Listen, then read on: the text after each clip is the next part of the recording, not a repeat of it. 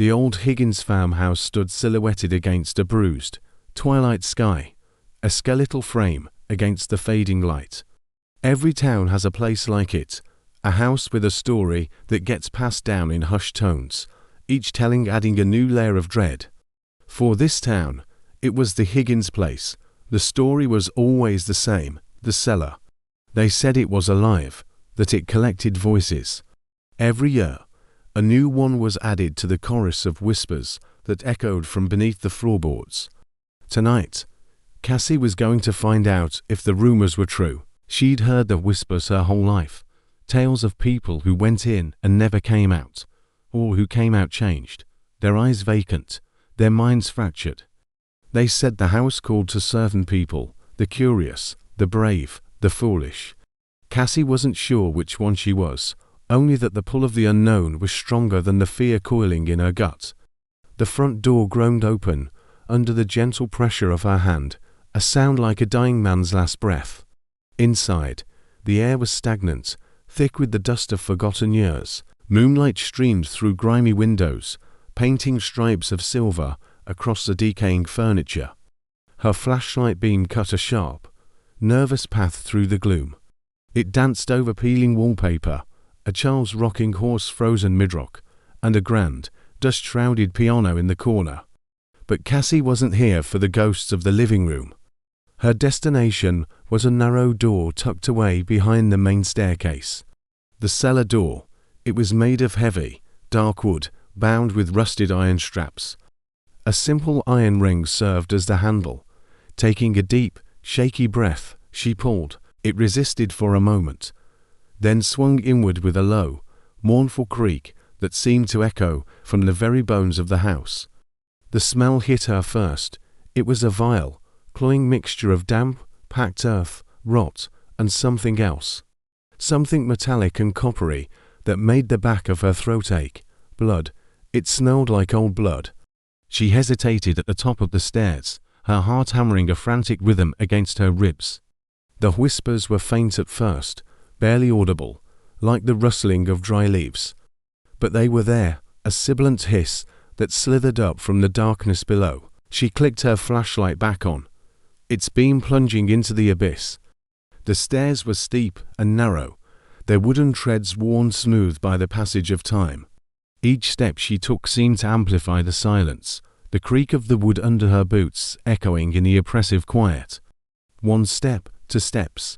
The whispers grew louder, weaving together into a discordant symphony of faint, desperate pleas and angry murmurs. She could almost make out words, fragments of sentences lost in the cacophony. "Help me," one seemed to sigh. "Get out," another snarled. The air grew colder, heavier, pressing in on her from all sides. She reached the bottom, her feet landing on a dirt floor.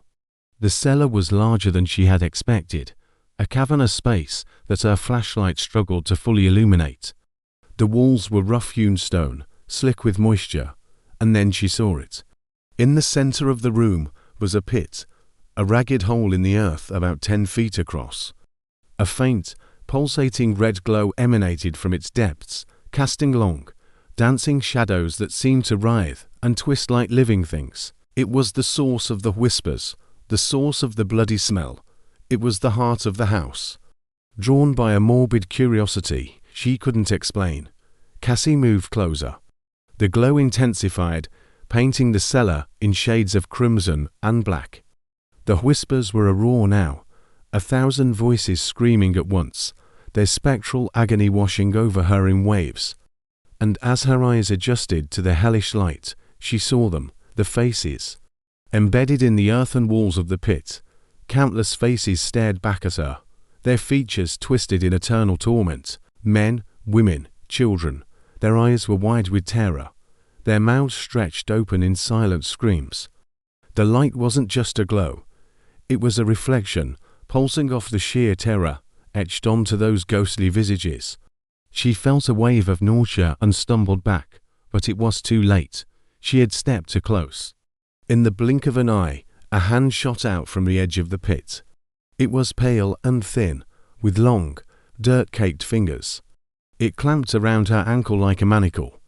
Before she could scream, another hand emerged. Then another, a forest of desperate limbs erupting from the ground. They grabbed at her jeans, her jacket, her arms, pulling her relentlessly toward the glowing chasm. The floor beneath her gave way with a sickening crack of splintering wood and crumbling earth. She pitched forward, landing hard on her stomach at the very edge of the pit, the red glow searing her vision. She rolled instinctively as skeletal hands, impossibly strong, clawed at her back, tearing through her jacket and shirt, their sharp nails scraping her skin. Pain, sharp and immediate, flared across her shoulders. The pit wasn't just a hole, it was a mouth, and it was trying to swallow her whole. Down in the crimson light, the whispers were deafening, a physical force that vibrated through her bones. The faces in the walls writhed, their expressions shifting from agony to a horrifying, predatory glee. Their mouths moved, but no sound came out, their silent screams forming a visual chorus to the auditory assault of the whispers. One of the hands still clutching her leg tightened its grip, and she cried out as she felt a sharp pain. With a surge of adrenaline, Cassie kicked out, her boot connecting with something solid. The hand released her, and she scrambled backward, away from the pit's edge. A hand, corporeal and solid this time, lashed out from the shadows beside her, smashing across her cheek. The impact was brutal, sending a spray of her own blood arcing through the red light to spatter against the dirt floor. Her head rang, her vision swam. The taste of copper filled her mouth. The cellar was no longer just a place. It was an entity, and it was actively trying to kill her. She had to get out. The thought was a singular, desperate beacon in the storm of terror. She crawled, her nails digging into the damp earth, scrambling toward the faint outline of the staircase.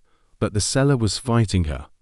The very walls seemed to pulse with a malevolent energy, the stone shifting and warping, narrowing the path in front of her, trying to block her escape. The pit behind her lurched violently, the ground trembling as if in the throes of an earthquake. More skeletal hands erupted from the floor, snapping at her heels like the jaws of starving dogs. Her fingers brushed against something hard and rough. A loose floorboard, splintered when the pit had pulled her in. Hope, fierce and desperate, surged through her. She grabbed the plank, its jagged edges digging into her palms. It was heavy, unwieldy, but it was a weapon. She got to her knees and swung it wildly behind her, a desperate, sweeping arc aimed at the grasping hands. There was a series of sickening cracks as wood met bone. The hands recoiled with a silent, synchronized shriek of pain that she felt more than heard. It was the opening she needed. She didn't hesitate. She scrambled, half crawling, half running, for the stairs. She threw herself onto the first step, hauling her body up, the plank still clutched in one hand. She could feel the cellar's rage behind her, a palpable wave of fury that the whispers were no longer just pleas, but curses. The pit pulsed with a final, blinding flash of red light.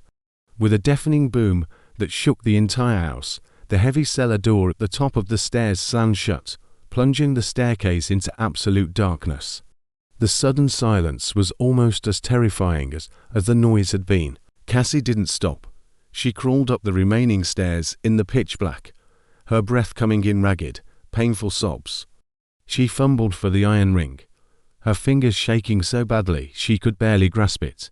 She pulled, expecting it to be locked, trapped, but it swung open. She collapsed out of the doorway and onto the dusty floor of the main house, scrambling away from the cellar door as if the wood itself might reach for her. She lay there, gasping for air, her body trembling uncontrollably. She was coated in dirt, grime, and blood, some of it hers, some of it not. The whispers were gone, replaced by the frantic pounding of her own heart. The house was silent once more. Slowly, painfully, she dragged herself to her feet and staggered out of the front door, not looking back. She burst out into the cool night air, falling to her knees on the overgrown lawn, gulping in the clean, untainted oxygen. The moon was high in the sky now, a silent, indifferent witness. Cassie stayed there for a long time, the horrors of the cellar replaying in her mind. She knew she had escaped, but a part of her would forever remain in that house. The cellar collected voices, and tonight, it had added a new one to its choir. The Higgins farmhouse now held her screams.